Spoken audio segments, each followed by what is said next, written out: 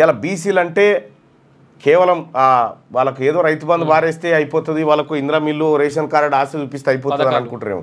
కానీ మా ఆత్మగౌరవం ఇవాళ మాకు గుర్తొస్తూ ఉంది.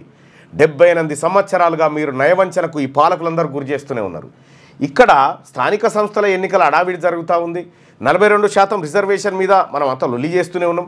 ఇది చేస్తూ ఉంటే కేటీ రామారావు ఏసీబీ పంచాయతీ కంటే చిన్నదానా మా 42% రిజర్వేషన్ మాట్లాడేది నీ బీఆర్ఎస్ పార్టీ. ఎన్ని కేసులు పెట్టినా ఎన్నిసార్లు పిలిచినా వస్తుంది, ఎన్నిసార్లు అయినా ఇదే మంది వేసుకొని పోతావా? నేను ఒకటి అడుగుతా ఉన్నా కేటీ రామారావు గారిని, మా బీసీ రిజర్వేషన్ మీద నీ నోరు ఎందుకు లేస్తలేదు అంటున్నా. నీ ఏసీబీ కేసు దిక్కుమాలిన కేసు, నువ్వు చేసినవా పాపం లేదా మీరు వాళ్ళు తెలుసుకుంటారు కదా. రాష్ట్ర స్థాయి ఉద్యమం అయినట్టు చిత్రీకరిస్తూ ఉన్నారు ఎందుకు అంటే ఇది మాట్లాడకుండా ఉండడానికి అదొకటి. అంటే బీసీల ఆలోచన, బీసీల వార్త పక్కదారి పట్టాలనా ఈ డ్రామా?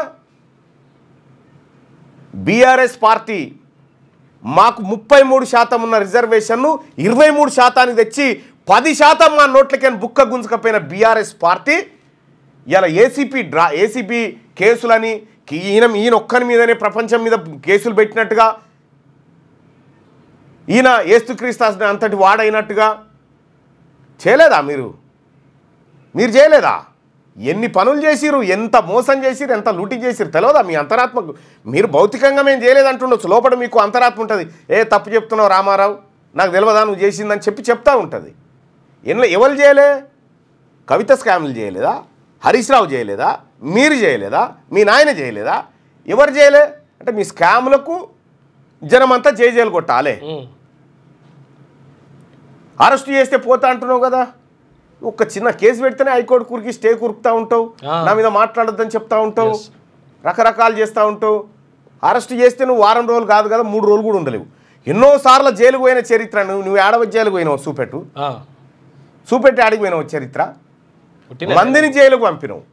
ఈ తెలంగాణ రాష్ట్రంలో ప్రజాస్వామ్యయుతంగా కొట్లాడటంలో జైలుకు పంపిన చరిత్ర నీది. కాబట్టి కేటీ రామారావు గారు ఈ 42% రిజర్వేషన్ అంశం పక్కదారి పట్టడానికి నువ్వు ఈ ఏసీపీ డ్రామాలు వేస్తూ ఉన్నావు. ఈ డ్రామాలు బంద్ చేయాలి. ఈ ఏసీబీకి నీ కేసుకు అది మీ ఇద్దరి మధ్య వ్యవహారం. ఎందుకంటే అంతమంది కార్యకర్తలు వస్తూ ఉన్నారు, వీళ్ళందరికీ చెప్పేసేసినావా నువ్వు ఈ ఫార్ములాది? ఈ కార్యకర్తలు అందరికీ నేను చేయబోతున్నా అని చెప్పినవా? పబ్లిక్ పైసలు లూటీ చేసేటప్పుడే ఒక్కరిమే చేస్తావు, కేసు కాగానేమో మంది కావాలి నీకెంట. ఇవాళ సోషల్ మీడియాని పేడ్ ఆర్టిస్టులను పెట్టుకొని అంతో కొంత ఇమేజ్ కాపాడుకుంటున్నావు. సరే అవి తప్పుడు వార్తలే అందరికి తెలుసు. కానీ ప్రతిపక్షంలో ఉన్నప్పుడు కొంత సానుభూతి దొరుకుతుంది ప్రజల నుంచి. మీ విషయంలో, మీ కుటుంబం విషయంలో ప్రజలకు ఎవరికన్నా సానుభూతా? ఏమీ లేదే.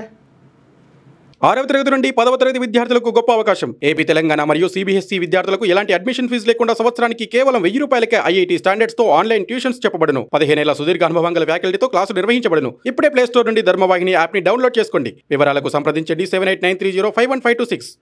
లేటెస్ట్ న్యూస్ తెలుగు మరియు ఇంగ్లీష్ అప్డేట్స్ కోసం ఇప్పుడే క్యూన్యూస్ అఫీషియల్ యాప్ ని ప్లే స్టోర్ నుండి డౌన్లోడ్ చేసుకోండి. సరికొత్త సమాచారాల కోసం క్యూన్యూస్ వెబ్సైట్ ని ఫాలో అవ్వండి. ఛానల్లో ప్రాంతీయ, జాతీయ, అంతర్జాతీయ వార్తలు వీక్షించండి.